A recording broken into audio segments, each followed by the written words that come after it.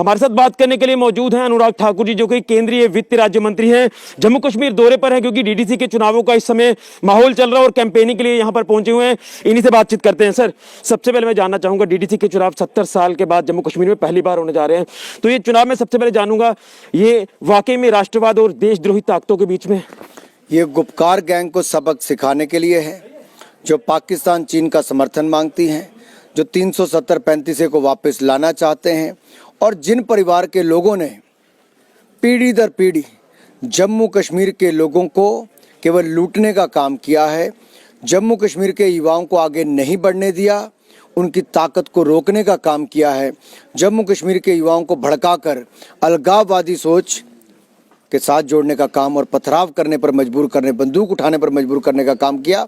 ये उनके खिलाफ जनता अपना रोष निकालेगी, क्योंकि इन्होंने रोशनी एक्ट के अंतर्गत भी हजारों करोड़ रुपए की जमीनें लूट ली। जनता अब इनसे हिसाब मांगती कि जाओगे कहाँ।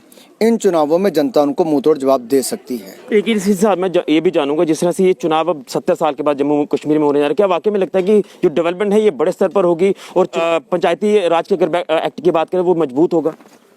निश्चित तौर पर अगर बाकी देश में पंच, सरपंच, बीडीसी और जिला परिषद के सदस्य चुने जाते हैं, जम्मू कश्मीर में क्यों नहीं? आखिरकार लोकतंत्र की जड़ों को मजबूत करना है तो पंचायती राज का 3 टियर सिस्टम को लागू करना ही होगा। इसीलिए जिला परिषद के चुनाव करवाए जा रहे हैं कि अच्छे प्रतिनिधि चुनकर आएं, पैसे को लगाएं और अपने इलाके का विकास करें। मोदी जी का विश्वास लोकतंत्र को मजबूत करने में है और जनता मोदी जी के इस बात को मजबूती देगी। जैसा आपने पहले 2 चरणों में देखा, रिकॉर्ड वोटिंग भी हुई, लोग बढ़ चढ़कर लोकतंत्र में भाग ले रहे हैं।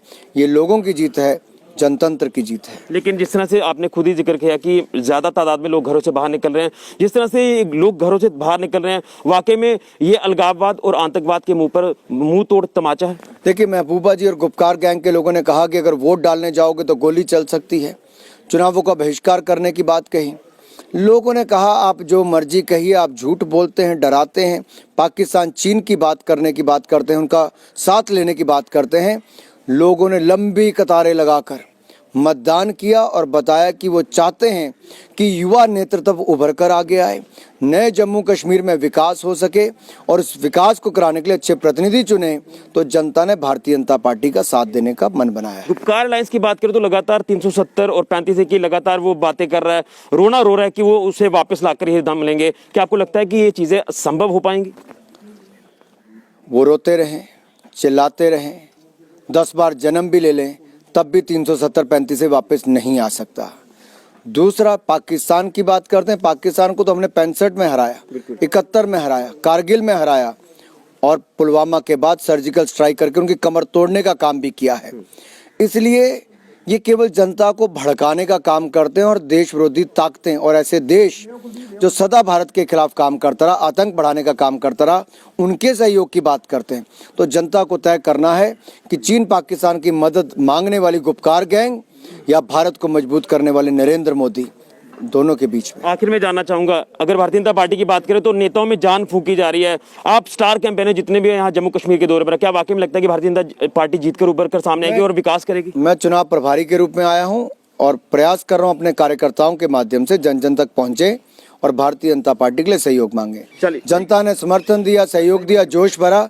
ये दिखाता है कि जम्मू कश्मीर में कमल खिलेगा और मोदी जी के प्रति लोग अपना समर्थन देंगे। चलिए, बहुत शुक्रिया। तो ये थे हमारे साथ अनुराग ठाकुर जी, जो कि केंद्रीय वित्त राज्य मंत्री हैं, और यही जानने का प्रयास कर रहे थे कि जिस तरह से ये जम्मू कश्मीर के दौरे पर हैं और लगातार कैंपेन कर रहे हैं, भारतीय जनता पार्टी के जितने भी प्रत्याशी हैं उन्हें जिताने के लिए जद्दोजहद कर रहे हैं। और कहीं ना कहीं इस बार के चुनावों में एक ही चीज देखी जा रही है कि ये चुनाव राष्ट्रवाद वर्सेस देशद्रोही ताकतों के बीच में है।